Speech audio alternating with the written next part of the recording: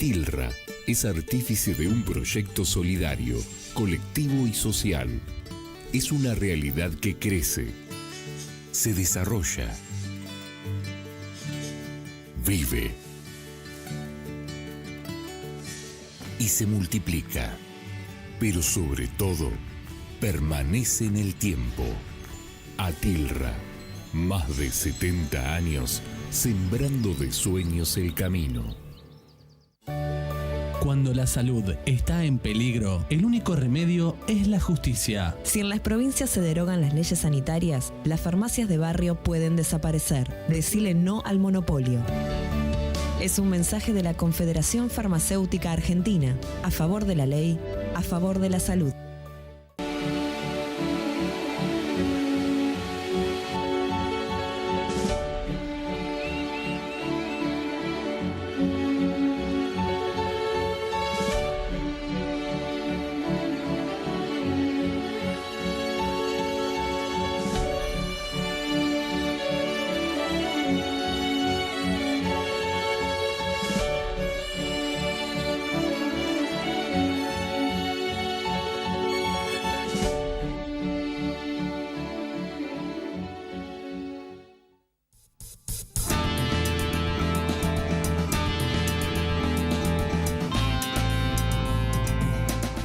Hola, ¿qué tal? Muy buenas noches, bienvenidos acá a Economía 4D en un verano espectacular que venimos teniendo por el lado del clima, variado también, movido, pero por el lado económico venimos de confirmar la inflación más alta de los últimos 27 años y una economía en recesión donde el propio Fondo Monetario Internacional nos dice que este año 2019 va a seguir siendo de recesión. Así te recibo. ¿Cómo estás, Gustavo? Claro, Agustín, ¿cómo te va, Agustín? Nos recibió así calentito, ¿no? Como la temperatura y también te diría cambiante, porque dijiste, el tiempo está muy bueno en la ciudad de Buenos Aires, pero es un desastre lo que está ocurriendo en la zona del NEA, las inundaciones. Desde ya, acá desde Economía 4D, nos solidarizamos porque la cuarta dimensión de la economía es lo social, ¿sí? Y todo lo que pasa después de las inundaciones, obviamente tienen todo nuestro compromiso. Pero bueno, vamos a comenzar, como lo planteó Agustín Datelis, con los datos duros. Agustín, bueno, tenemos la primera placa que hace referencia a la fuga de capitales. Sí, tal cual. ¿Por qué? Porque es algo sobre lo cual nosotros venimos insistiendo acá en el programa y es uno de los puntos principales a tener en cuenta cuando te dicen, viste que a nosotros los economistas ahora es la etapa del año que te llaman y dicen, bueno, ¿cómo va a ser el 2019? ¿Qué va a pasar el 2019? Bueno, digamos, este es uno de los puntos clave que hay que tener en cuenta cuando uno dice qué es lo que va a ocurrir. Este dato que ves ahí en pantalla, 60.823 millones de dólares, es el dato de la fuga de capitales que tuvo este gobierno de Cambiemos desde que arrancó hasta ahora. Lleva acumulado eso, con un agravante. Se va profundizando la fuga de capitales, cada vez va tomando más fuerza. Confirmó el Banco Central apenas anteayer cuando dio a conocer el balance cambiario y todos los números vinculados con los movimientos del sector cambiario que publica el Banco Central, que la fuga de capitales en el año 2018 fue de 27.230 millones de dólares y de esta forma es récord. Tenés que remontarte al año 2002. ¿Te acordás? Después de la crisis del 2001, la hecatombe que vivió la economía argentina. Bueno, tenés que ir a ese momento para encontrar un periodo de fuga de capitales más fuerte que el que tuvo la economía en el año 2018. Y esto es lo que abre un gran interrogante, que es esta estabilidad ficticia que viene manteniendo el gobierno en el frente financiero como consecuencia de altas tasas de interés, trasladando todo el costo a la economía real, a la economía productiva, al empleo, pero intentando sostener el frente financiero relativamente estable, mantener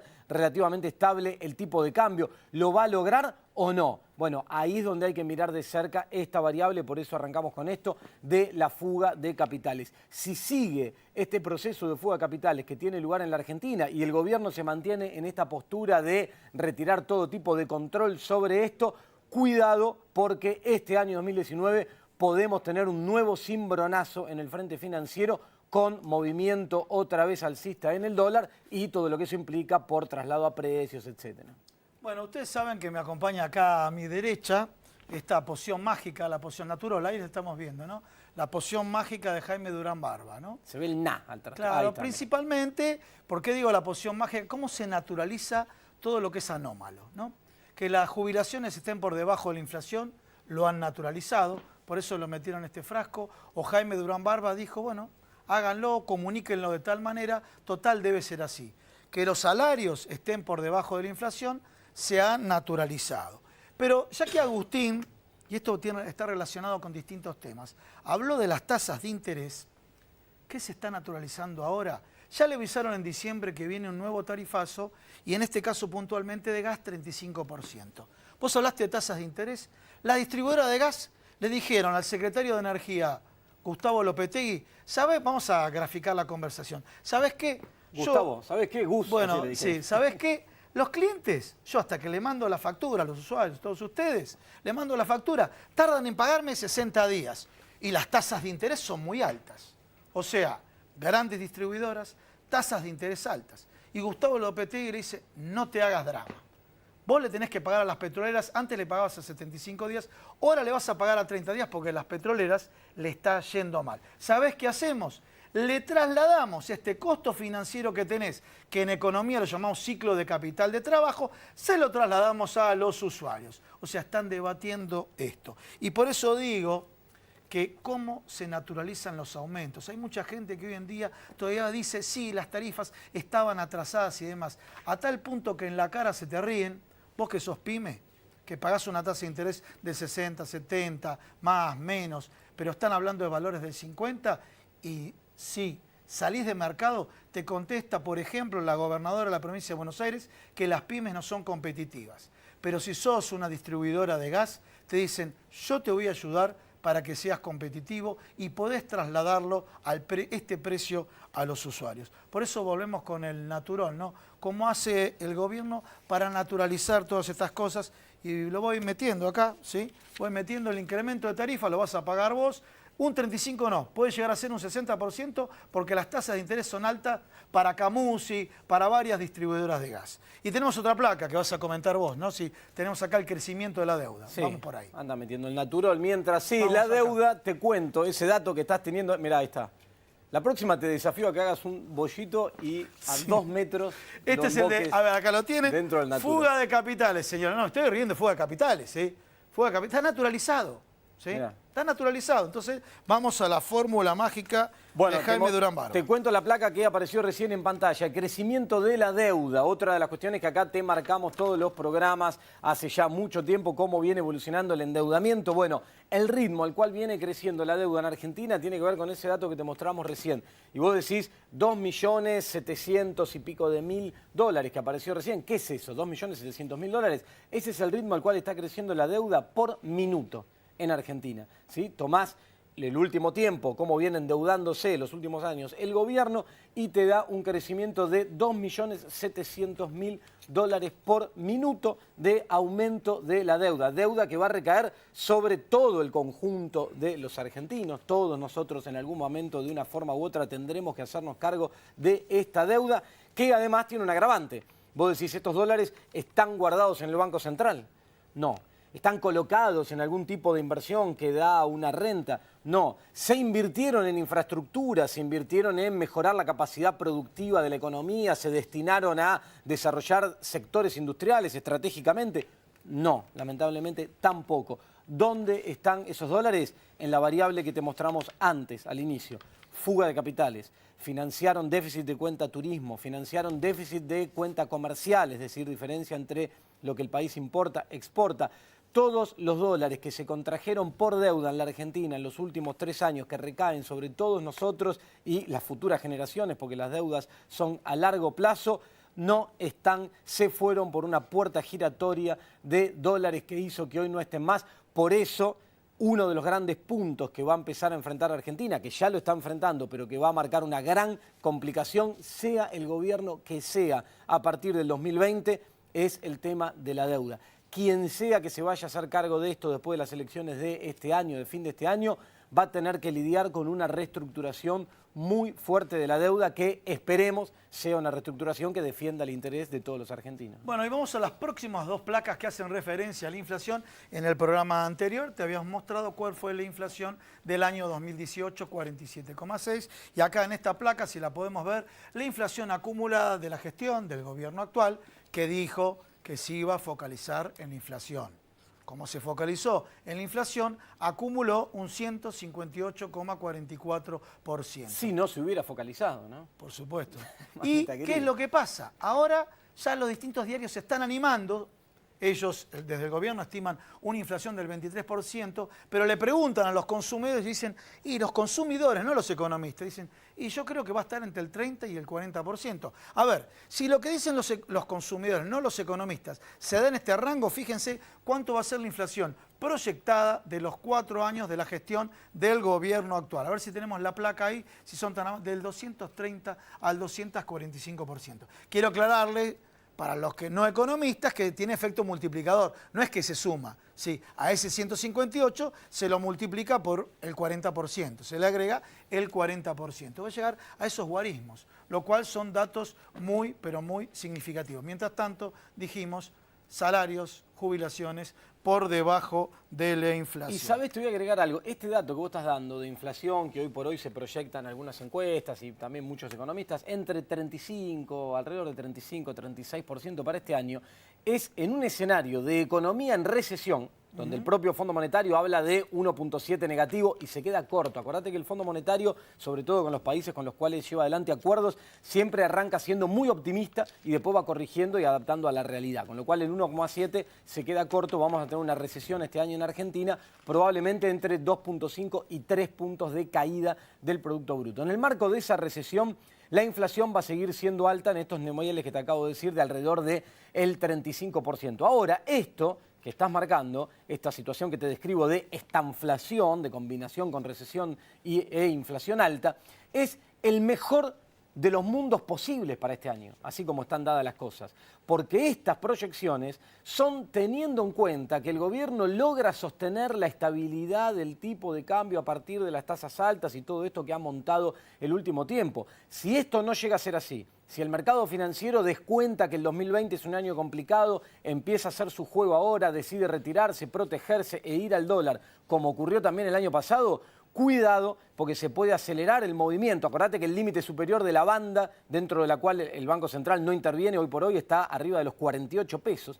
Puede ir a buscar esos niveles el dólar tranquilamente y eso tener un traslado a precios donde esta proyección que acabas de comentar de 35-40% nuevamente se quede corta, lo cual sería gravísimo. Bueno, y otro de los temas, cuando ustedes escuchan distribución de la riqueza, se dio a conocer en distintos medios, y cuando digo distintos medios pasamos de Nación, Clarín, Página 12 y otros diarios, Ámbito Financiero, El Cronista y demás. 26 personas en el mundo tienen el equivalente a 3.800 millones de personas, ¿sí? Fíjense en esta simetría y principalmente cuando queremos establecer parámetros que nos queremos parecer a otros países. Hay que tener en cuenta muy focalizado lo que es la distribución de la riqueza. ¿Estás ahí en la lista en esos 26? No, desgraciadamente Miraba no. el saquito que trajiste en una de esas. Creo que estoy más cerca de los 3.800 millones. No, los 3.800 son las personas pobres, ¿no? No entramos ahí la clase media, que hay que definir los distintos tipos de clase media, ¿no? Ya que querés que seamos más profesionales, tenés la clase media aspiracional, la clase media competitiva, que en teoría estaríamos encuadrados en este programa. Bueno, esto también, la distribución de la riqueza, parece que se olvida y pasa a naturalizarse. Pero otro de los temas, y vamos a hablar ahora, lo vamos a colocar ahora en instantes, así le voy a pedir acá a mi compañero y amigo Agustín Datelis, señores, los despidos. Nosotros lo tocamos en programas anteriores y cada programa era una placa, ¿sí? Acá tiene uno Agustín, así vamos viendo una, pero todo está naturalizado. Por ejemplo, yo tengo los despidos hasta ahora. Yo te voy leyendo lo que me pasa. Sí. BGH Tucumán, 49. Los tucumanos, fíjense, 49 despidos, pero sí se van sumando. Estos son los despidos por goteo, lo voy colocando acá. Y seguimos, ¿cómo siguen naturalizando los despidos? Tenemos Adidas, Esteban Echeverría, 660 despidos. A ver, no son un número, y ni siquiera son 660 personas, son 660 familias. 49 en el caso anterior. 660 familias y de manera directa. Y además tengamos en cuenta que en muchos lugares del interior son ciudades, pueblos del interior que directamente tienden a desaparecer porque muchos dependen, toda la actividad de estos lugares depende directamente de muchas de estas empresas que después son las que alimentan el circuito interno que empieza a directamente desaparecer a partir de Bueno, esto. estas son las que mencionamos, ¿vieron? Las pymes que no son competitivas, ¿no?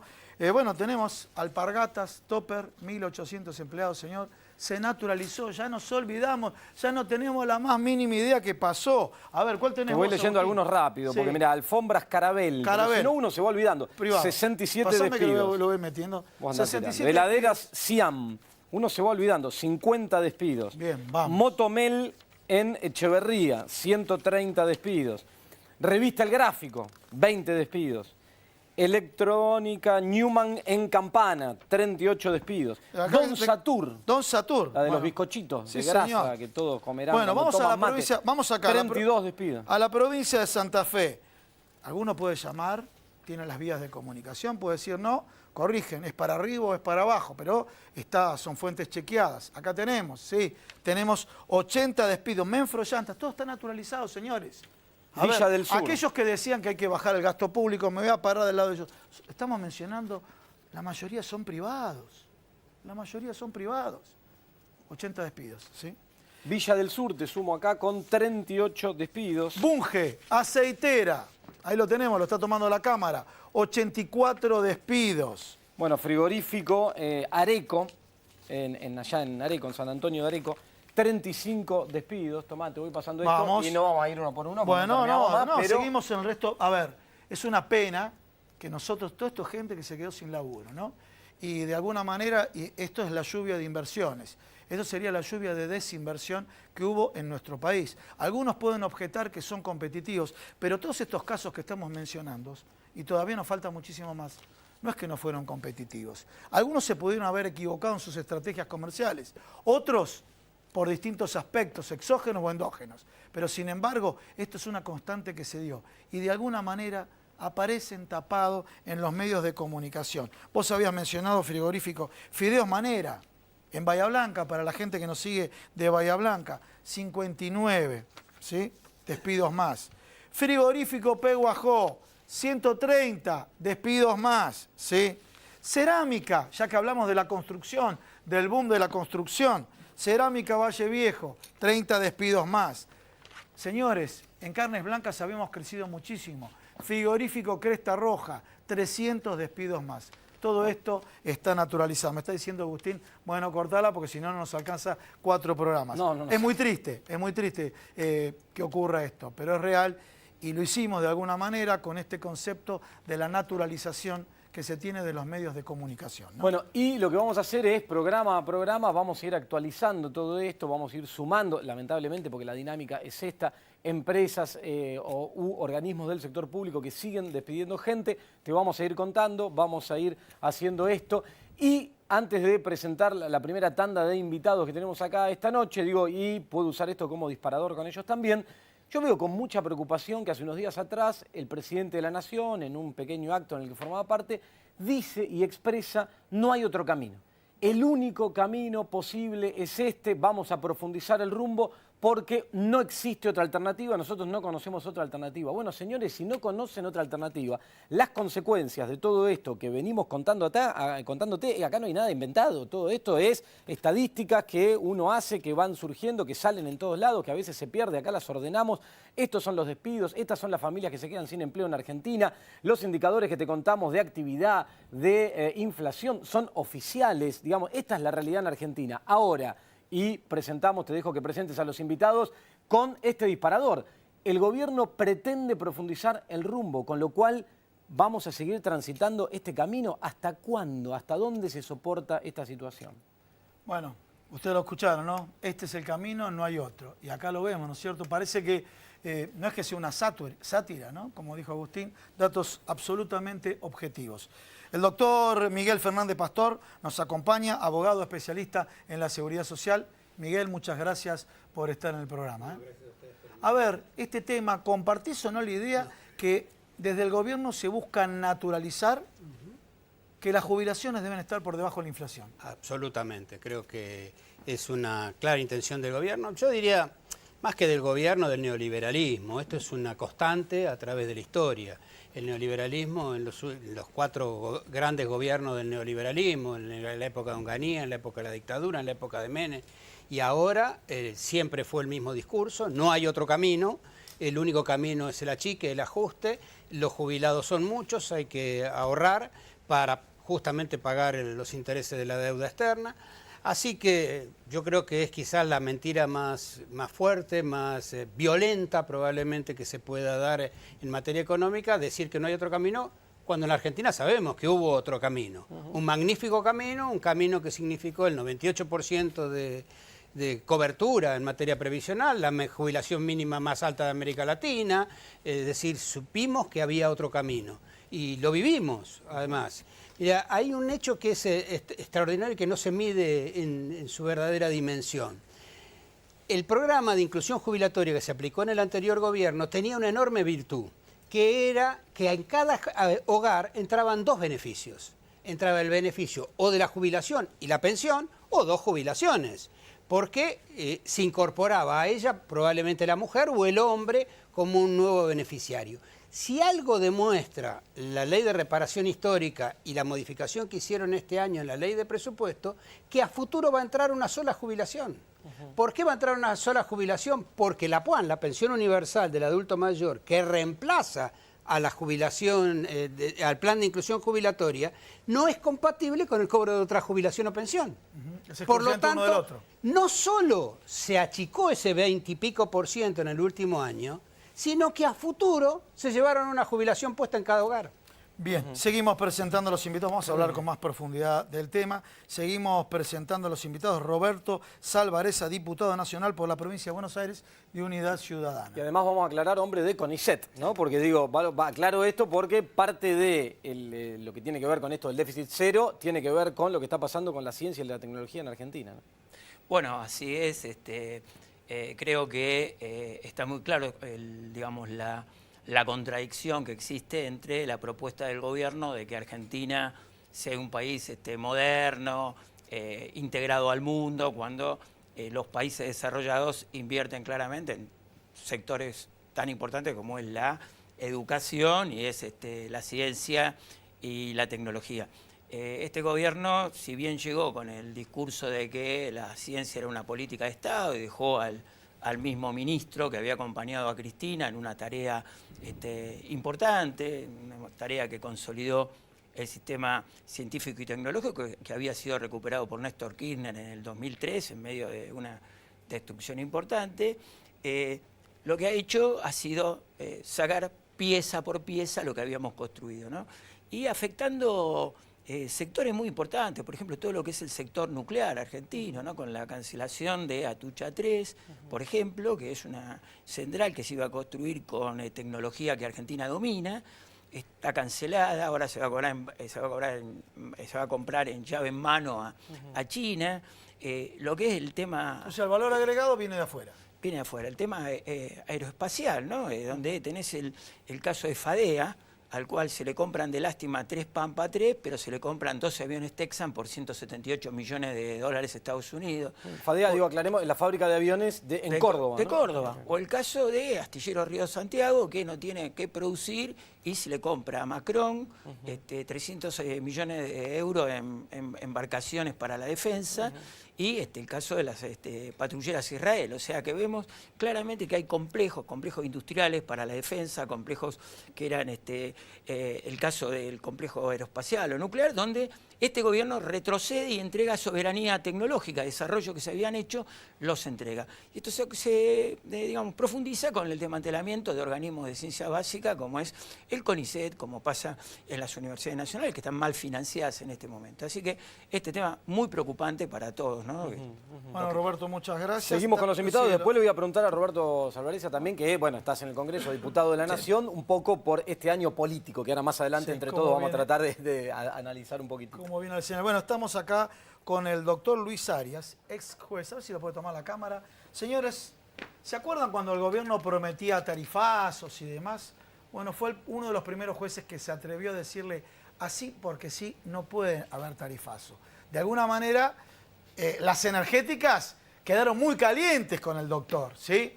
Y le costó, obviamente, esto es una interpretación mía y subjetiva, ustedes pueden dar otro tipo de interpretación, que obviamente fue destituido, ahora es candidato a intendente de La Plata, ¿no? Pero bueno, a ver, mi interpretación fue subjetiva, estoy comprometiéndote con el comentario, pero sin embargo, en el año 2016 se frenó el tarifazo, primero por la falta de audiencia pública y segundo por la razonabilidad o proporcionalidad de la misma, ¿no? Sí, comenzamos con la cuestión de la audiencia pública, ¿no? El derecho a la participación, el derecho a la información, que está consagrado en la Constitución, pero que no se cumplía. Pretendieron aumentar, ¿se acuerdan de ese 1.400% de golpe?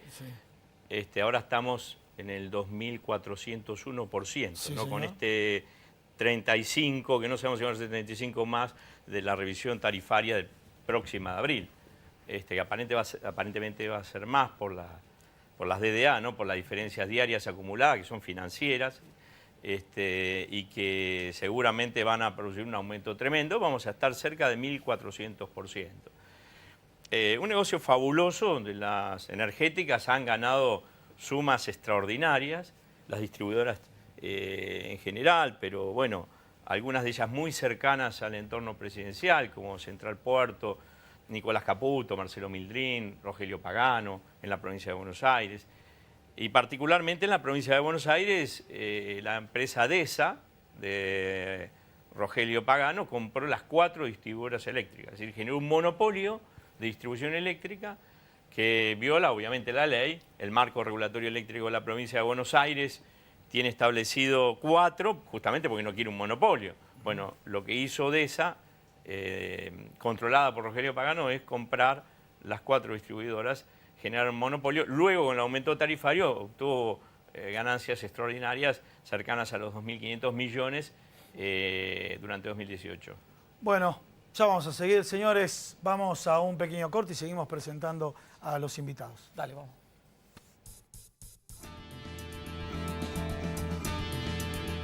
Atilra es artífice de un proyecto solidario, colectivo y social. Es una realidad que crece, se desarrolla,